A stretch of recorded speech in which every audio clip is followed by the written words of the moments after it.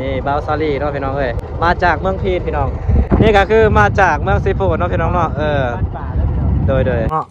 ขายมาซื้อแป้งนัวป่ะก่อนจะไปชมคลิปวิดีโออย่าลืม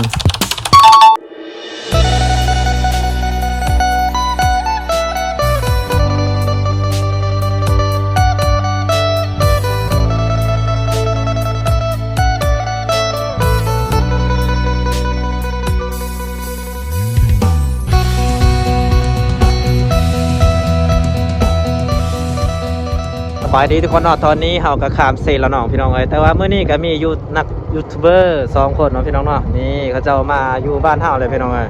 นี่บาวซาลีเนาะพี่น้องเอ้ยมาจากเมืองพีนพี่น้องนี่ก็คือมาจากเมืองซีฟู้ดเนาะพี่น้องเนาะโดยนี่ก็คือไปเลาะถ่ายอยู่บ้านเฮาเนาะพี่น้องเนาะบ้านเฮาก็อยู่ลุ่มเพิ่นเนาะ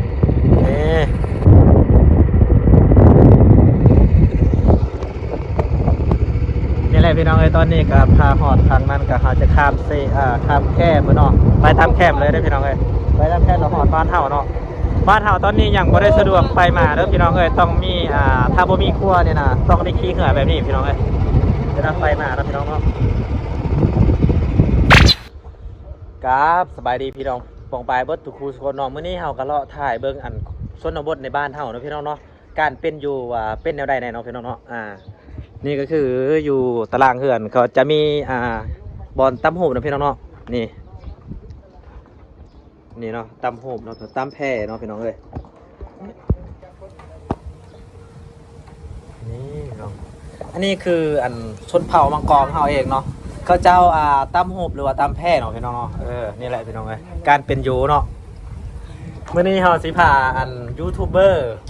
จากเมืองพีนเนาะพี่น้องเนาะแต่ว่าเขาก็ไปนำกับเจ้าเบิ่งเนาะว่ามันจะขึ้นฟีดบ่ทุกคนเนาะนี่การเป็นอยู่พี่น้องเลยตื่นนอนไว้แมนโอ้มันนักต้นกระโตนี่นักต้นโตบ่แมนย่านอายบ่ได้อาบน้ำบ่โอ้อาบกูมือแต่ว่ากระโตเฮามันขี้ลายปานนี้แหละอายตื่นนอนเนาะแมนโอ้พี่น้องเอ้ยเมื่อยนะเมื่อยเนาะไปย่อให้เมียเก็บมากระบอกอยู่อันขึ้นหัวโอ้แม่นขึ้นคอยบ่ขึ้นผู้เลยขึ้นผู้บ่โอ้แม่นนี่เนาะพี่น้องเนาะการเป็นอยู่ของบ้านข้าพเจ้าเองเนาะพี่น้องเนาะแต่สิประมาณนี้เนาะพี่น้องเอ้ยแต่บ้านเฮานะย่ามนี่เขาเจ้าอันตีมักกระบกหรือว่าทุบกระบกเนาะพี่น้องเนาะนี่ก็คือเปลือกมักกระบก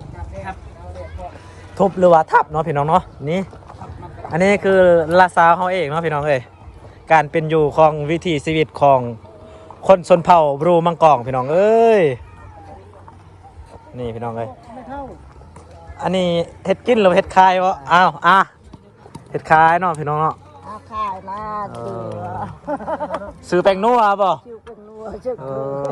พี่น้องเอ้ยอันนี้เนาะเห็ดคายได้พี่น้องเอ้ยส่วนไล่อันคนพอค้าบางเทือคนเวียดเนาะเลาะซื้อหมากกระบอกเนาะพี่น้องเอ้ยเพราะว่าเขาเจ้าบ้านเฮานะไล่รีคนที่ว่าทุบหมากกระบอกหรือว่าผ้าออกแบบนี้เลยพี่น้องเอ้ยนี่เพิ่นว่าตีมักบกนี่อยากซื้อแป้งนัวพี่น้องเอ้ยบ่มีแป้งนัวสิกินเนาะโอ้พี่น้องเอ้ยสงสารแฮงนี่คือบ้านเฮาเองเนาะบ้านเฮาก็บ่ได้เจริญปานใดเนาะก็บางคนก็พออยู่พอกินบางคนก็ขาดเคินขาดอาหารการกินหรือว่าของใช้ต่างๆอะไรพี่น้องเอ้ยมื้อนี้ก็เลาะเบิ่งบ้านเฮาเนาะพี่น้องเนาะการใช้ชีวิตเป็นอยู่เนาะนี่พี่น้องเอ้ย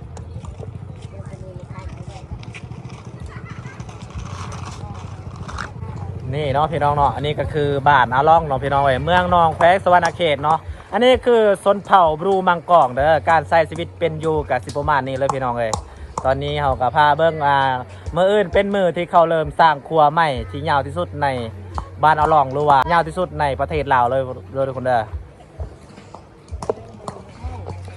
นี่เนาะพี่น้องเนาะยามนี้เขาเจ้าตีมักบกที่ว่าเขาตีแล้วเขาสิไปขายเนาะพี่น้องเนาะแต่บ่ได้ไปขายได้เพราะว่าคนเวียดมาซื้ออยู่บ้านเลยเนาะพี่น้องเนาะนี่ตัวบ่ว่าเด็กน้อยบ่ว่าผู้ใหญ่บ่ว่าผู้เฒ่าเนาะก็สามารถตีได้เนาะพี่น้องเนาะ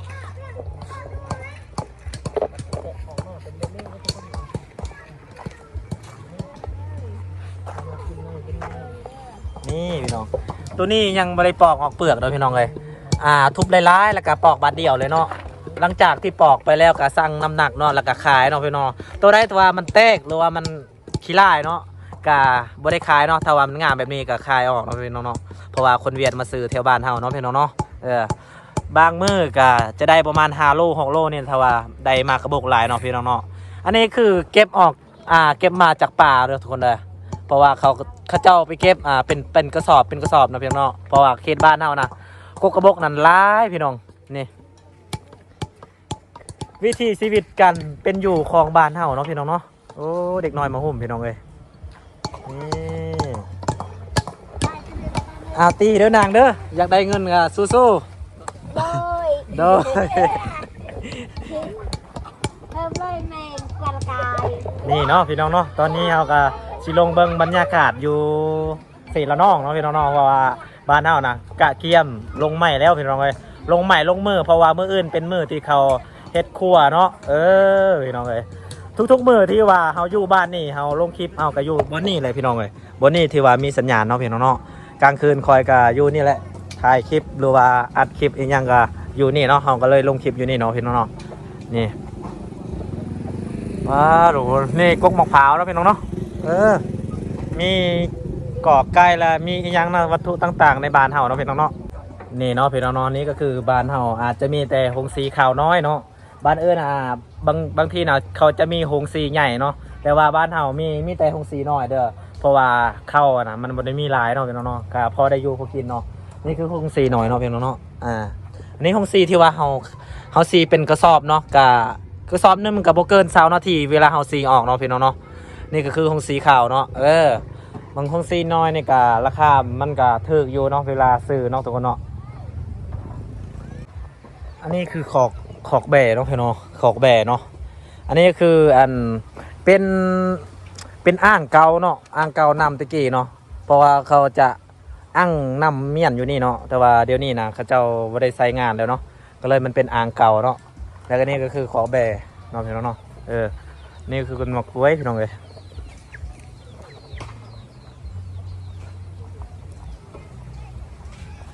นี่เนาะพี่น้องเนาะเด็กดังในบ้านเฮาเนาะเขาเจ้าเห็นอย่างเนาะเห็นอย่างนี่เท่าเห็นอย่างนี่โอ้อันนี้เคินว่าอย่างเบ็ดเนาะพี่น้องเนาะเวลาไปใส่เบ็ดอีกอย่างนะจะมีนี่เนาะการใช้ชีวิตบ้านเฮาน่ะเด็กน้อยก็ฮู้จักการทำหากินแล้วพี่น้องเอ้ยใหญ่ซ้ำนี่น่ะหากินหาด้วยตัวเองเนาะพี่น้องเนาะนี่พี่น้องอันนี้อยู่กลางบ้านเฮาเองเนาะพี่น้องเนาะอันนี้คือเส้นทางบ้านเฮาเนาะมันก็จะมีเส้นทางปีเพแบบนี้เลยพี่น้องปีเพแบบนี้เลยเส้นทางก็บ่ได้สะดวกสบายเนาะเวลาไปมาครับมันจะมีเส้นทางแบบตกคุมบ่แล่นไปแล่นมาก็คอยสัญจรเนาะทุกคนเนาะถ้าสัญจรไวก็อาจจะเป็นแบบตกเหียเสียหายเนาะมันจะเกิดเหตุอีกอย่างต่างๆนะทุกคนเลยนี่พี่น้องมาพี่น้องเลยและนี่ก็คือเป็นเฮือนครูอาจารย์เนาะที่ว่าตะกี้น่ะเขาเฮ็ดไว้แบบเป็นเฮือนที่ว่าครูอาจารย์พักเนาะถ้าว่ามาแต่ไกลๆเนาะบ่มีเฮือนอยู่เขาก็พักอยู่นี่แหละทุกคนเลยแต่ว่าเดี๋ยวนี้น่ะครูอาจารย์ก็บ่ค่อยอยู่แล้วเนาะทุกคนเนาะอันนี้คือกระดานข้าวอยู่บ้านอาลองเองเนาะแต่ว่าบ่มีข้าวที่ว่าแจงอยู่นี่เนาะมันบ่มีเลยเดี๋ยวนี้เนาะทุกคนเนาะนี่บ้าทุกคนและตัวนี้เป็นกระแลงบางคนเอิ้นว่าเต้งเนาะพี่น้องเนาะอันนี้แม่นเวลาเฮาเฮ็ดเวียกเฮ็ดงานเฮ็ดการหยังนะการบ้านเนาะพี่น้องเนาะเขาก็จะตีแบบนี้เลยทุกคนตีเนาะตีแล้วก็มาร่วมเวียกงานอยู่นี่แหละทุกคนเนาะอยู่ตารางนี่แหละทุกคนนั่นก็คือเขาเจ้านั่งซุ่มอยู่เนาะทุกคนเนาะบางคนก็ตีมากระบอกเลยพี่น้องเลยเพราะว่าบ้านเฮานะลายที่สุดเวลาเขายามนี่นะยามที่ว่าเขาหาเงินตีกระบอกเอาเนาะเพราะว่าหาเงินแบบพอได้กลุ่มครอบครัวซื้อแป้งนอกแป้งนัวเนาะพี่น้องเนาะนี่